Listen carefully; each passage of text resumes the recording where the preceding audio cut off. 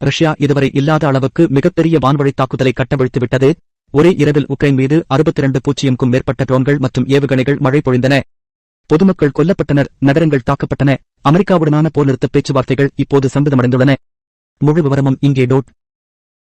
சமீபத்திய மாதங்களில் மிகவும் தீவிரமான இரவு நேர தாக்குதல்களில் ஒன்றில் ரஷ்யா 26 கப்பல் ஏவுகணைகளையும் கிட்டத்தட்ட 600 ஷாஹிட் ட்ரோன்களையும் ஏவியது என்று உக்ரைனிய அதிகாரிகள் தெரிவித்தனர். இந்த பாரிய தாக்குதலில் குறைந்தது 4 பேர் கொல்லப்பட்டனர் மற்றும் டஜன் கணக்கானவர்கள் காயமடைந்தனர். முன்னணியில் இருந்து வெகு தொலைவில் உள்ள மேற்கு நகரங்கள் உட்பட செர்னிவ்சியில் 2 பேர் கொல்லப்பட்டனர் மற்றும் 20 பேர் காயமடைந்தனர். மேற்கில் உள்ள லிவிவ் 6 பேர் காயமடைந்ததைக் கண்டது. கிழக்கில் டினிப்ரோபெட்டோவ்ஸ்க் 2 இறப்புகளையும் கார்கிவ் 3 காயங்களையும் பதிவு செய்தது. உக்ரைன் அதன் சொந்த ட்ரோன் மற்றும் பீரங்கி தாக்குதல்களால் பதிலளித்தது. வெள்ளிக்கிழமை உக்ரைன் எல்லைப் பகுதிகளை குறிவைத்ததால் ரஷ்ய எல்லைக்குள் 3 பேர் கொல்லப்பட்டனர்.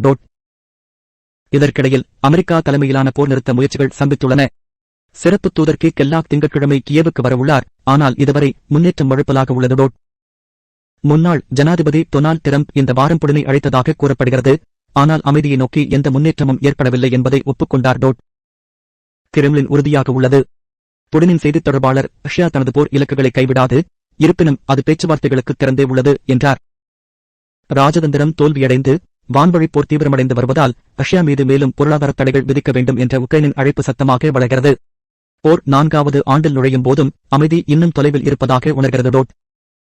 உக்ரைன் ரஷ்யா போர் குறித்த நிகழ்நேர புதுப்பிப்புகளுக்கு காத்திருங்கள் மற்றும் குழு சேரவும்.